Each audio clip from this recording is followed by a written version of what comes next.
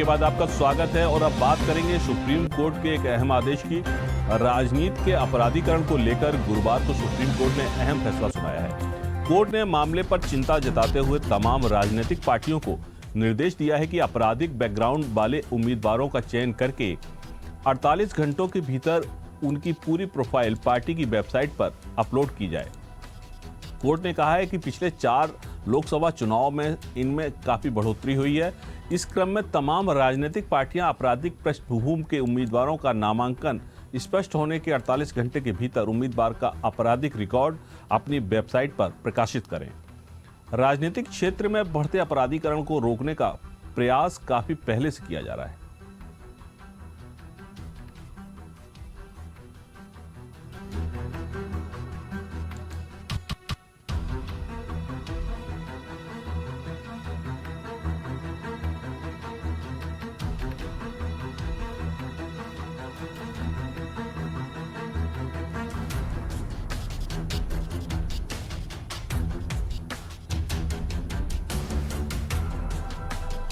Supreme court ने गुरुवार को राजनीतिक पार्टियों को निर्देश दिया कि आपराधिक पृष्ठभूमि वाले उम्मीदवारों के चयन का कारण अपनी वेबसाइट पर अपलोड करें। साथ ही कोर्ट ने चुनाव आयोग को इस बात की अनुमति दी है कि इन निर्देशों का पालन नहीं किए जाने पर मामले को कोर्ट के संज्ञान में लाया जाए। ऐसे में यदि पार्टियों ने कोर्ट के निर्देश का पालन नहीं किया तो चुनाव आयोग इस मामले को कोर्ट तक ले जाएगी।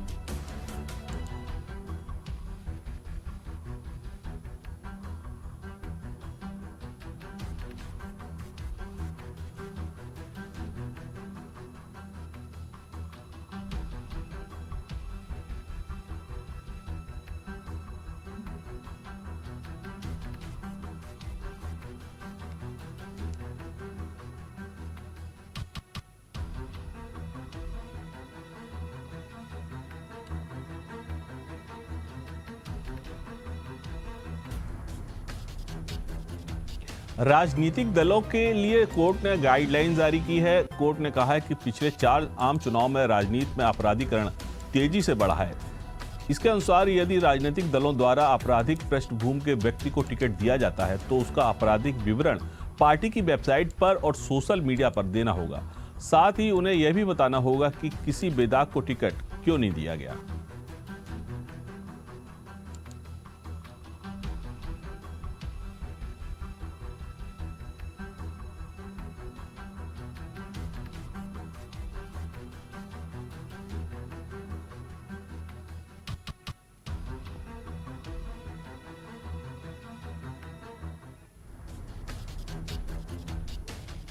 जस्टिस एफ नरीमन की अध्यक्षता वाली संवैधानिक बेंच ने राजनीतिक पार्टियों को यह निर्देश दिया है कि राजनीतिक पार्टियां ऐसे उम्मीदवारों के विवरण को फेसबुक और ट्विटर जैसे तमाम सोशल मीडिया प्लेटफॉर्म पर भी शेयर करें। इसके अलावा एक स्थानीय व एक राष्ट्रीय अखबार में भी इस विवरण को प्रकाशित करें।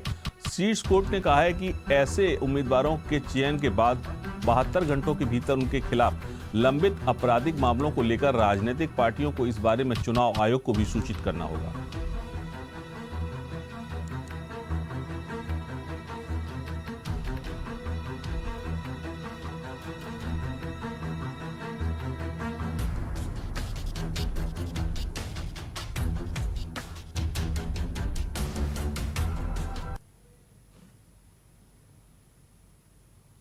सभी पॉलिटिकल पार्टी को एफिडेविट पे ये बताना पड़ेगा कि वो किसी दागी को टिकट क्यों दे रही हैं।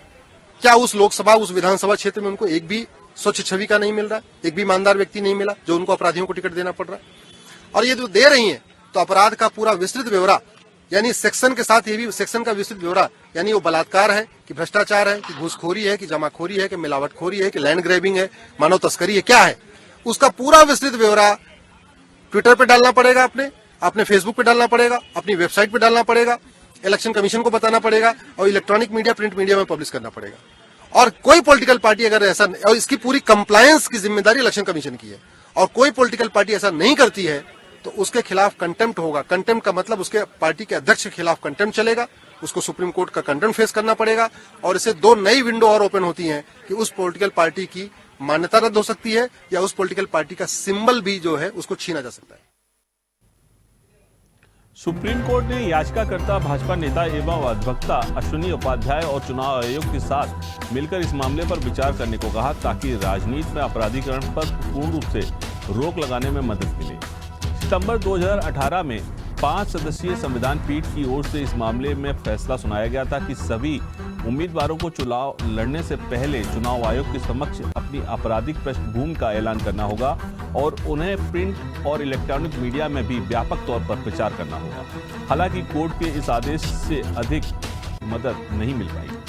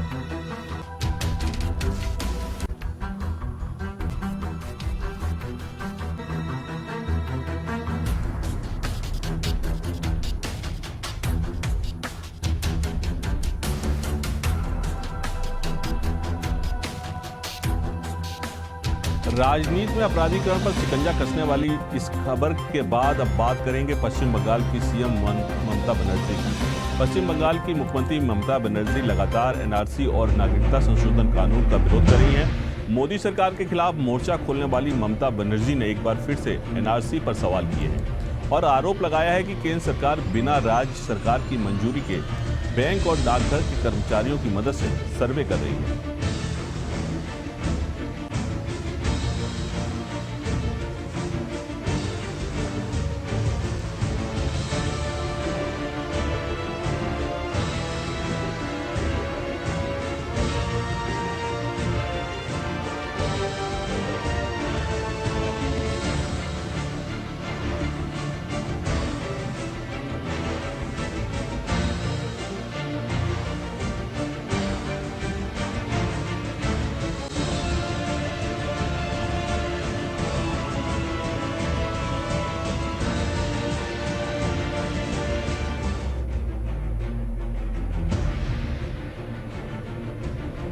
पश्चिम बंगाल की सीएम ममता बनर्जी ने सनसनीखेज आरोप लगाए हैं। उन्होंने लोगों से बैंकों तथा डाकघरों के साथ अपनी जानकारी साझा न करने का आग्रह करते हुए दावा किया है कि केंद्र सरकार नागरिकता अधिनियम को लागू करने के लिए केंद्रीय संस्थाओं का दुरुपयोग कर रही है।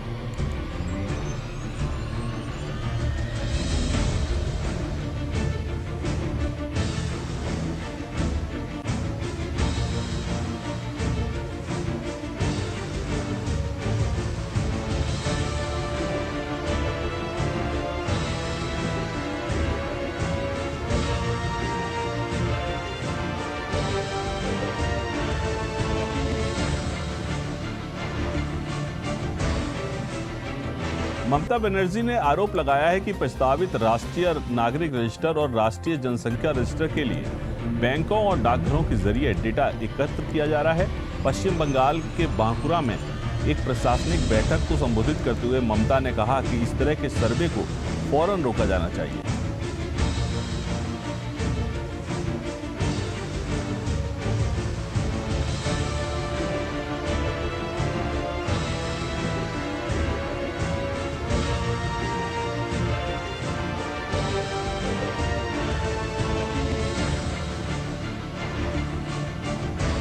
वहीं ममता बनर्जी ने लोगों को सलाह दी है कि वो सर्वे के लिए आ रहे बैंक कर्मियों या डाक विभाग के कर्मचारियों को कोई जानकारी न दें। ममता बनर्जी ने आरोप लगाते हुए कहा कि राज्य सरकार की अनुमति के बिना इस तरह का सर्वेक्षण जो किया जा रहा है वो गलत है।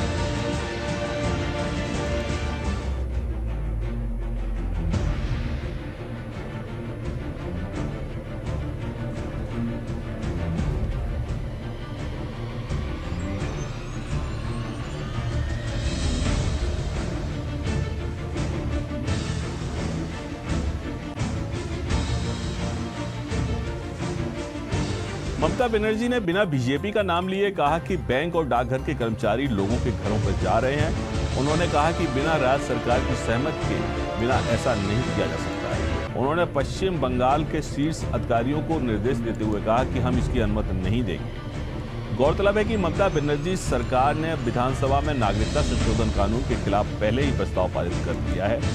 ममता बनर्जी ने साफ साफ शब्दों में कह दिया है कि वो अपने जीते जी पश्चिम बंगाल में एनआरसी लागू नहीं होने देंगे।